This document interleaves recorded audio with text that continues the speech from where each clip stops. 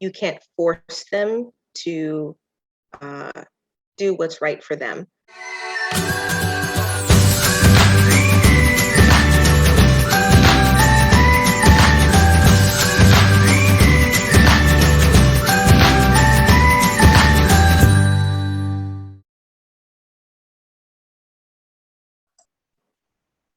Hello, Juharia Magno. I'm a nurse by trade.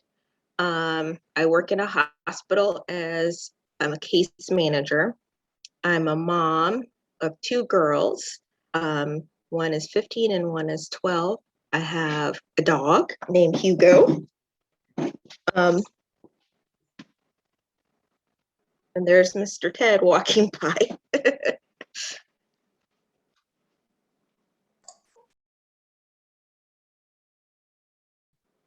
I majored in nursing.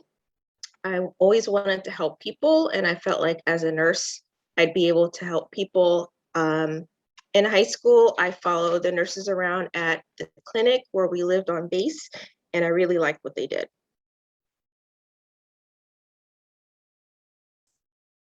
Well, I started off as a nurse on a pediatric unit. That means taking care of kids and adults. It made me really nervous to take care of little kids. I always felt anxious, so I decided to be a nurse that took care of adults only. This is way before I had kids. That I went to a hospital where I took care of adults, mostly older adults, and I liked that a lot. When I married and had Mila, my oldest daughter, it became difficult to work the long hours. Sometimes they made you stay, so I would work 16 hours, and it was really hard to, take care of a baby, and you're so tired when you get home. So I switched to case management because I could still help people, but it would be a more regular hours. I like it when patients go to where they're going, either home or a different level of care, like a rehab hospital, and then they call us to thank us for the help we did, or if they're going through a rough time and they remembered the care that we helped get, provided them, and they tell us thank you. It makes you feel really good.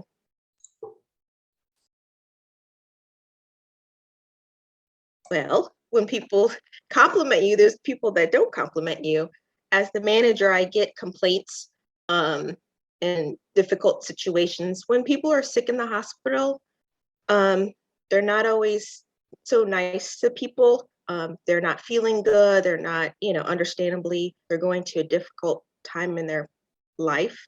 Or when someone passes, and it's really upsetting to the staff too, not just to the family, when we provide support, because we kind of have to hold our feelings in until we're not in front of the family. You don't want to cry in front of them. So those are my least favorite parts.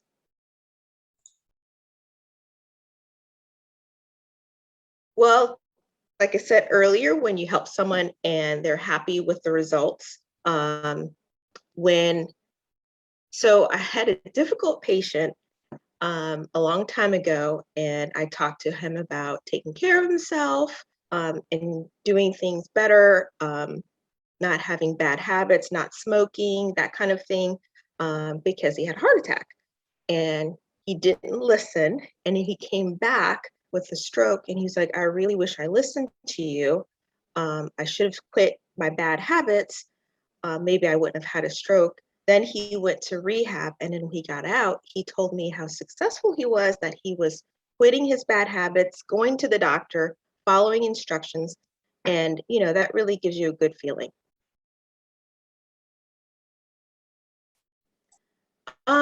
Nursing school was hard. I was totally out of my comfort zone. You had to learn a lot of different things. So I had my 2-year degree first, my associate's degree, and it was a really lot of science classes, and I had to study really hard. When I got my bachelor's degree, I was, I don't know if Sarah remembers, I was my girls were in AHG and I would bring my laptop and try to do some homework. It was a little tough, being a mom and going to work and finishing my degree. So that was the hard part. Thinking back, I probably should have finished my bachelor's before I got married and had kids, but you don't think about that when you're younger. So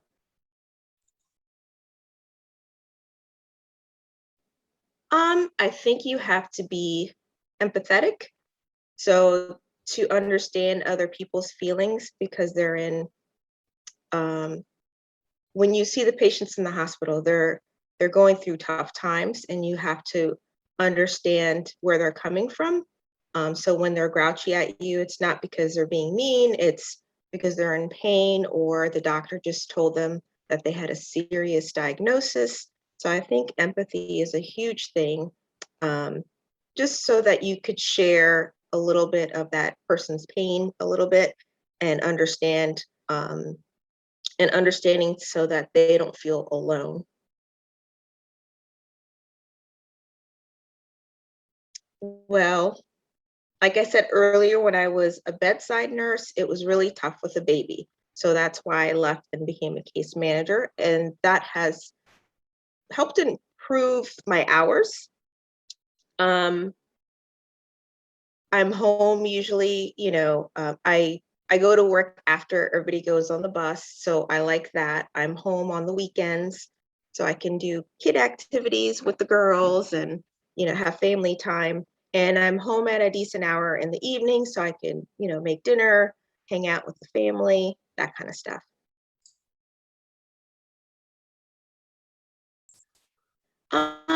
We do run into ethical concerns and issues when we see some things with how families sometimes treat their loved ones. We may not always agree with them. We have a chaplain at the hospital, so sometimes we talk about things with him. Um, I pray with patients sometimes. So sometimes you share your faith with someone and they ask you for prayer, and you're there, and you could do that, hold their hand, and do that with them. Sometimes there's hard things that happen and you may not always agree with, and we have an ethics committee, so that includes a faith leader, um, usually a chaplain or a pastor, so they can have their perspective from God, um, in the situation, including the doctor, the social worker, the case manager, and the nurse, that like a whole group of people, so we can discuss. And there's other people of other faiths that practice differently, that can affect their health care. And again, you may not always agree with it, but I try to be understanding that that's their faith. Um, and you just have to kind of reconcile it with yourself and your own faith.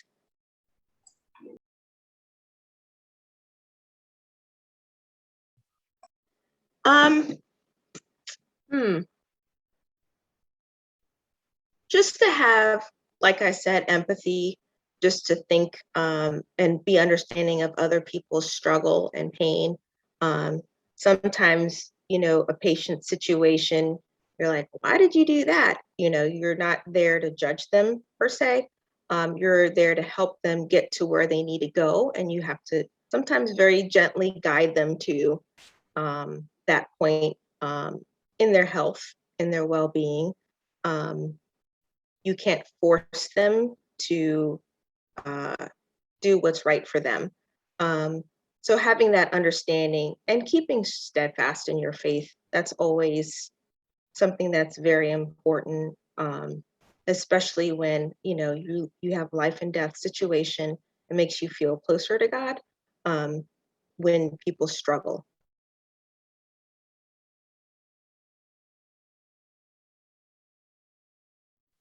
Okay, so that's a little complicated. It's hard to explain.